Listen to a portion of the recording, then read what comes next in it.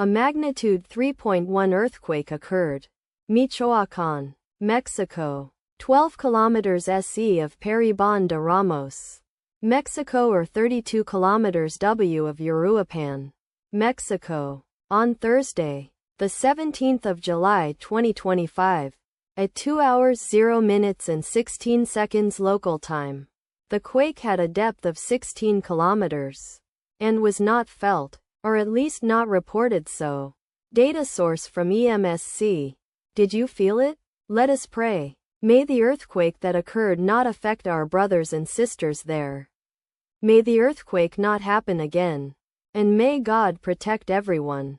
Amen.